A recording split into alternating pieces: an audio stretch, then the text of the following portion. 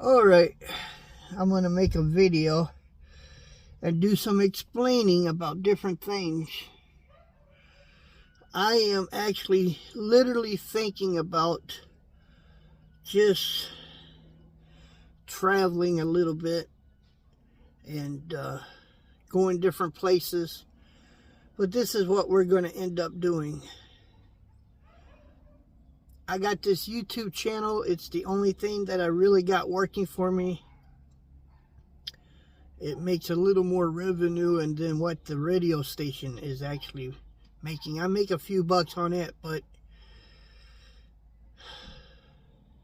And don't get me wrong. What I'm trying to say is, I love my mom.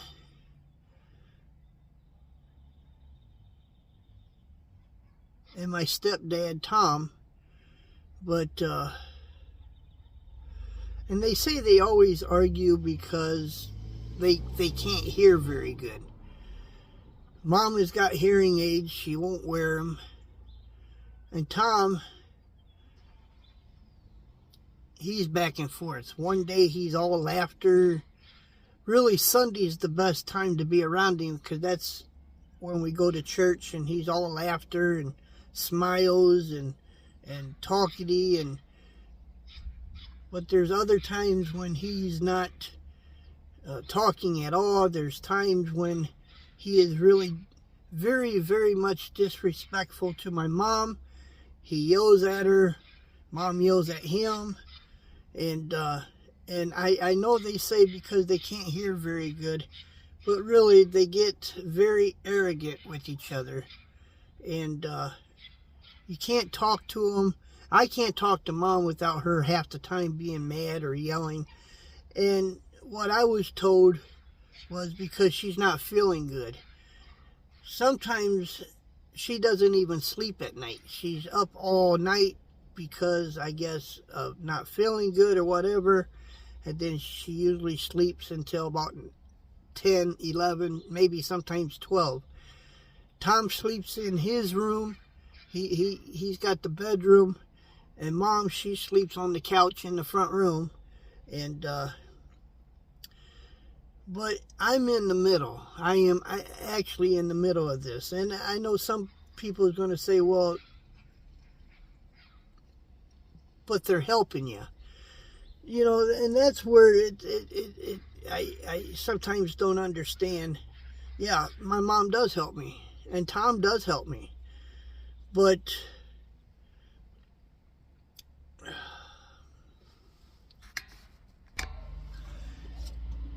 I do appreciate them, though, because really, in reality,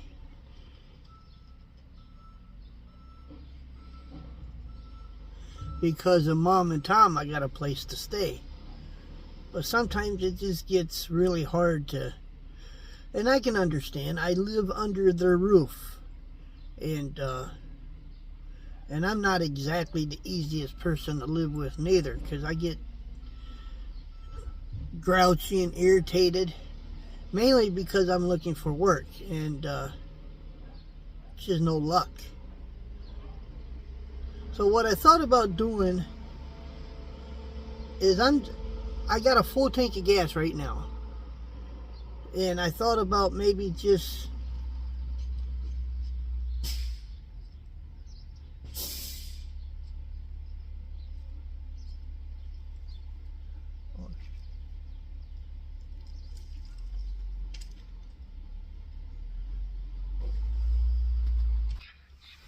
but I'm still sitting here thinking. But I thought about maybe doing a little traveling and use my YouTube channel to show you whatever I can show you. And maybe do a little bit of boondocking using my truck. And it is what it is, you know. And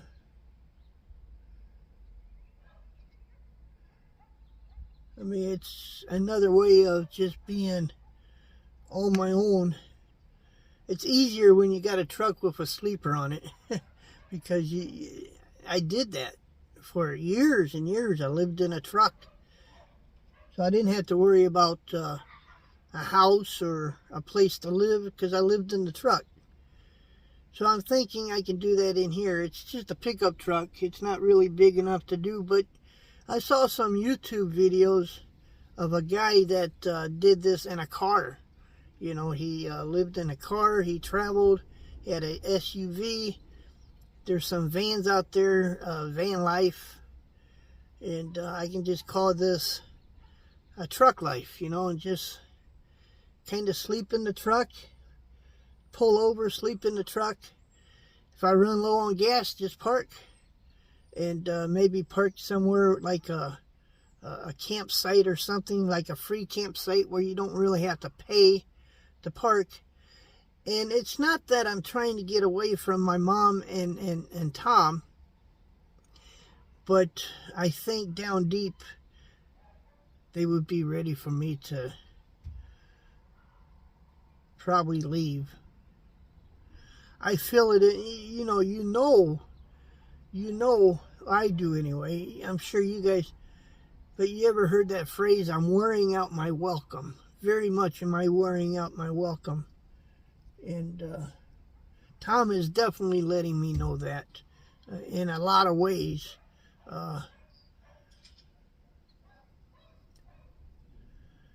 Do a little, I'm still thinking about this, because once I do this, I'm doing it. You know what I'm saying? I'm just doing it. And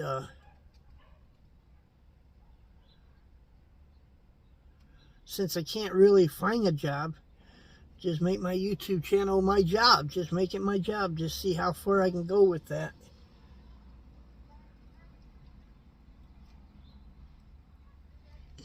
Tom is having trouble starting his truck. And he's like, I don't know what's wrong with it. I know what's wrong with it. He needs a new battery. He's doing exactly what he did yesterday. He's putting it on the charger. And he had it on the charger like 3 or 4 hours yesterday. And he actually got it started. But it's a dead battery pretty much. The cells are low. So he's charging it again. Now he's going on a trip, I think tomorrow. He's leaving tomorrow. He's going to Ohio. And he's going to clean out, I got a storage shed up there, right? And he's going to clean it out. And supposedly he's going to bring my music. I got some music in that storage shed. And some things in there that goes with my radio. And I told him, I said, can you bring that? And I said, well, I can go with you if you want me to. And he says, I ain't going up there to play around. Like, it's his way of saying, no, I don't want you going with me. I can understand why. He's getting away from everybody, Mom, me, the house. He got friends in Ohio, and he's wanting to hang out with them. By the way, yesterday was his birthday. I think he's 83 now.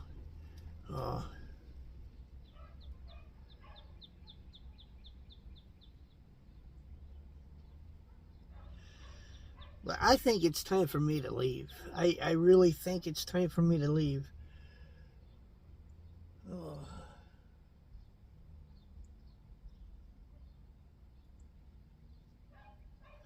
You know, you go to my YouTube channel, go to the cover page, and I'm not asking for begging if anyway, I just can't do that, but it's on there, so it's publicly, everybody knows about it. And I got a PayPal account. I had to close the one that was actually on the Trucker Jukebox YouTube channel. I had to close that because it was so old that it didn't want to work anymore, and I couldn't get into it. And so I had to make a new one. And you can go in there, just go to the main page and look on the top, you'll see it. It's my PayPal account. And I've had that for some time. And a few people has helped me with it, and I appreciate that. It is what it is. folks. I'm just trying to figure out how to make this work. And I got Jake, Panda, and Snowflake. So if I do this, obviously they're going to have to go with me. And we got enough room for them, no problem. We got the whole back seat that they can use. We're up here. Snowflake ain't never traveled. But Jake and Panda, they were in the truck with me ever since they were puppies. So the one that I'm going to have to train the most, more likely is going to have to be Snowflake. So, but I do have 3 dogs, and I mean, I took care of Jake and Panda in the truck, no problem. The only difference was when I was driving truck, I was making a paycheck. And with that paycheck, I was able to take care of them. I was able to get them food, and it was okay. But I don't have a job now. I don't have a paycheck. The only paycheck I got is once a month, and that is from YouTube. And that's been kind of low because I haven't been making the videos. But, oh, Rudy, I want to mention Rudy too. He's another, well, he gives me ideas. You know, he gives me ideas what I could do, as far as with my YouTube. And I want to thank Rudy for that, for sure, because he has great ideas. And, you know, sometimes I just gotta, I think my dad said years ago, as I was growing up, you know, if you just keep your mouth shut and listen, you might learn something.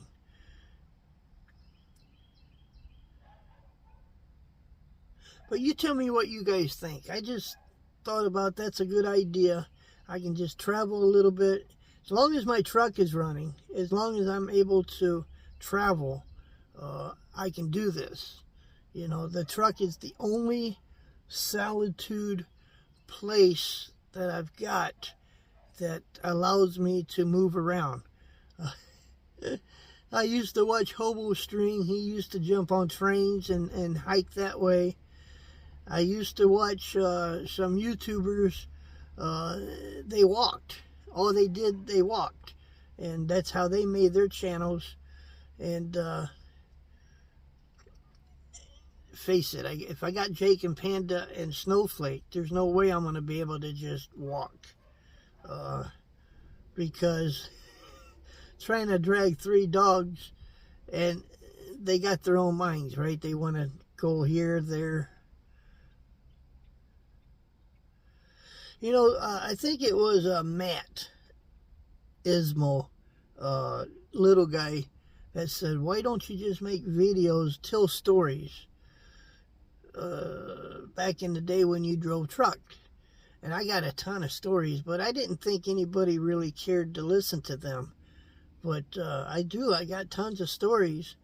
If you guys like to hear some trucking stories, I mean, I'll give you an example.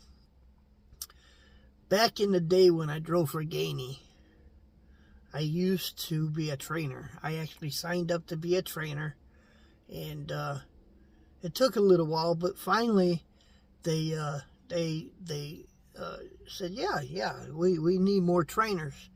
And to be a trainer for a driver that is trying to be a driver takes a lot of, first of all, you got to respect the party that is with you, and you just got to have a lot of patience.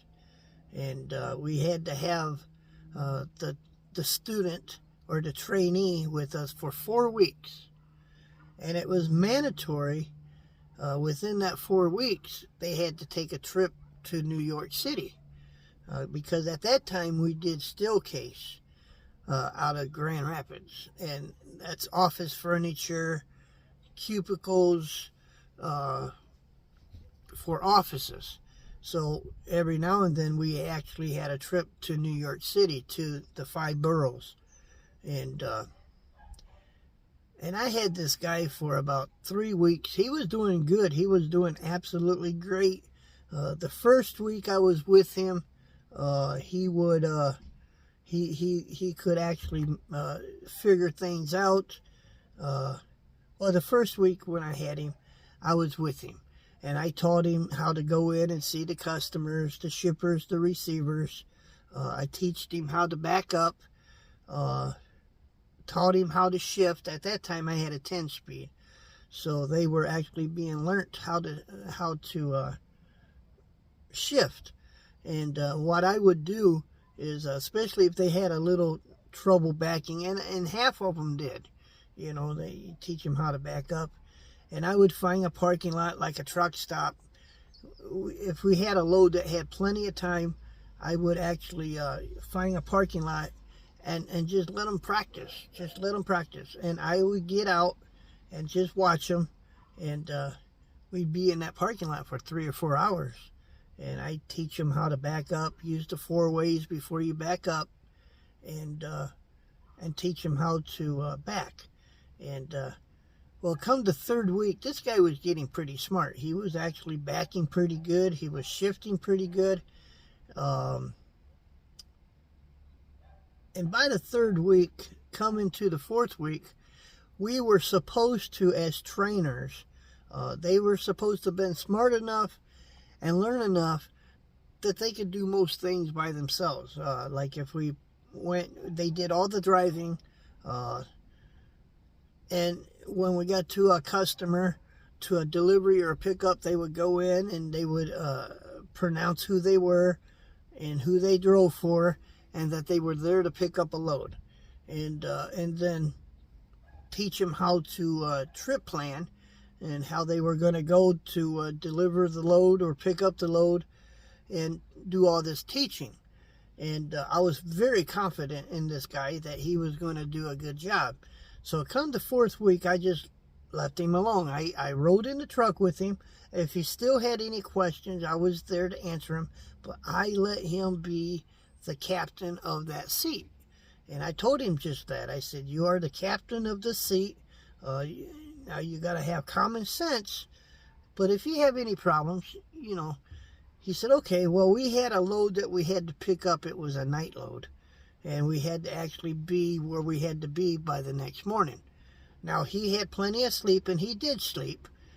We parked. I left him alone. I went inside the truck stop, whatever, went into the TV room and just watched TV or whatever, but I left him alone. I didn't want to go in and out. I didn't want to interfere with his sleep, and he slept. And so we had to go pick up that load that evening. And so we went to go pick up that load. He did good. He went in, announced who he was, backed into the dock all by himself, opened the doors, backed into the dock all by himself. And it was a driver count. You had to actually count the freight. So we both went in because I just wanted to make sure that the count was right. So went in, did the counting as they were loading up the skids, and then we took off. We went to a truck stop. We got some coffee. I got a thermos of coffee, so that way I can have a little bit of coffee as I was traveling with him. I didn't want him to have to stop just to buy me a cup of coffee. And it was around 3 in the morning. Now, I got to tell you guys, I told him, I said, you know, this is a night drive, and we got to be there the next day. I think it's only 5-6 hours away. And I said, can you handle this? And he said, yeah, I can do this. I believe I can do this. So I said, I'm going to let you have it then. So we get into the truck, we take off, and somewhere throughout the night, we were actually, he was getting tired. And he let me know. He said, I'm getting tired. I'm not sleepy, but I'm starting to get tired. I said, well, if you need to stop, get a cup of coffee, or if you need to stop and stretch your leg, you don't need my permission. Just do it, So he decided, and he did, because I wasn't sleeping. I was pretty much what you call just riding in the passenger seat. And I said, well, if you want coffee, just find a place and pull in. I said, meanwhile, I'm going to go in the back and just kind of stretch out, watch a little TV. And he said, okay. And I felt the truck slowing down. And he pulled into a place. Just because a place says diesel or they sell diesel, doesn't quite mean that it's for a big truck, an 18-wheeler. Because there are pickup trucks and even a few cars at the time that took diesel. So they had diesel for sale, so he thought he could pull in and get some coffee. He pulled in, but he couldn't get out because it was no bigger than like a 7-Eleven. More like a convenient place, really. And he was like, he went in and got the coffee, but when he come out, he found that he was boxed in. He couldn't get out. And so he woke me up. I actually did fall asleep. So he woke me up, and he says, I can't get out where I'm at. And I said, where you at? And I got out, and it's like a little convenience store. And I said, oh, yeah, okay. We got to get you out of here. And he said, how do we get out? And I said, I'm going to go ahead and get us out of here, but what I need you to do is step out there, because we got to back out. I said, the same way you came in, we got to back out. And so he gets out to make sure that I was cleared. I was able to pull back that trailer out, because we had to back out on the street. And luckily, it was like 3 in the morning, because hardly any traffic, but we just didn't want that one person to drive underneath our trailer. So he got out. He said, I gave him a flashlight so I can see what he was doing back there. And then I got us out. And as soon as I got us out, I got us back on the ramp that we had to get back on the interstate. And then I pulled over on the edge of the ramp, put my 4-ways on, and I said, okay, you got the wheel. You could take over. And he was like, you're not angry for what I did? And I said, no. I said, you didn't hit nobody, right? Nope. I said, all right, no, I'm not angry. I said, that's how you learn. You got to learn the hard way, and that's what you did.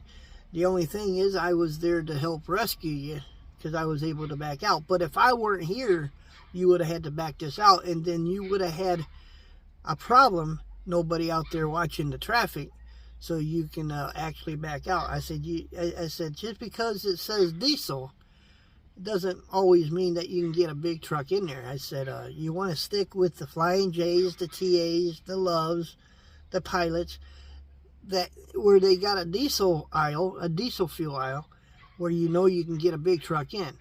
And I said, because if you try to pull into a place like this, you're gonna get in trouble all the time.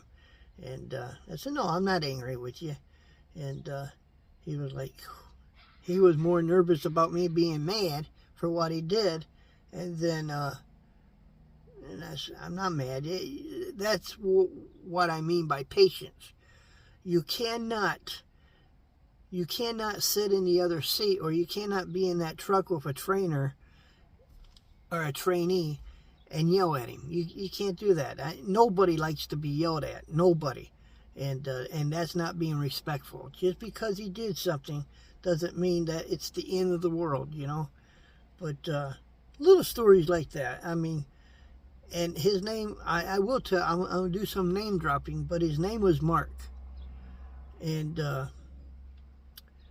he still drives truck. He still drives truck today. And every now and then he'll call me or he'll message me and say, hey, he knows about my heart attack. He knows I'm not driving no more.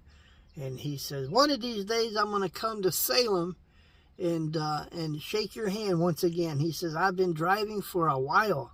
Because of you, I got my CDL. Well, not CDL, but I got a job. And he's been with the same job. Until, because Gainey Transportation embezzled, Harvey Gainey embezzled his own company. So that ended up making it where he lost the company, period. And I think Super Service was one of the companies that Harvey owned. But they were the ones that took over Gainey Transportation. And so he had to move on to another company now. But he stuck with them until that point. But anyway, I just wanted to share that. It's just a little story if you guys like to hear stories. This is basically about what am I thinking I'm going to be doing now and what am I going to be doing?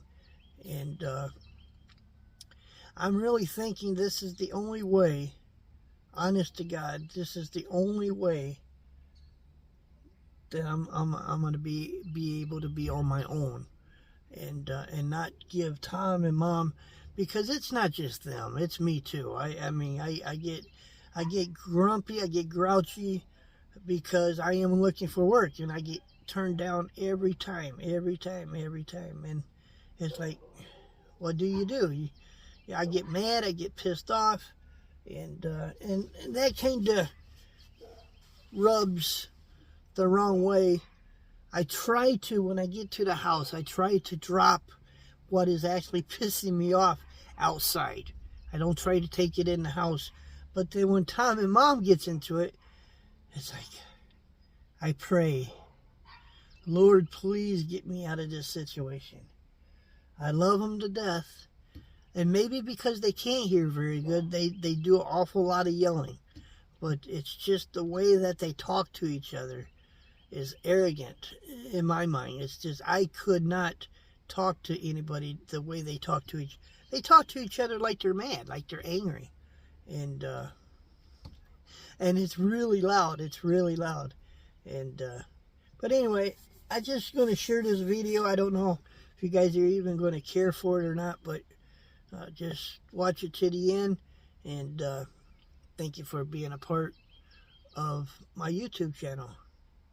Tell me, I will take any advice from you guys. And I do look at the comments. And because sometimes you guys come up with ideas that I haven't even thought about. But anyway, with that being said, I'm going to go ahead and get out of here. I'm going to sign off. And I'll talk to you guys on another video. Later.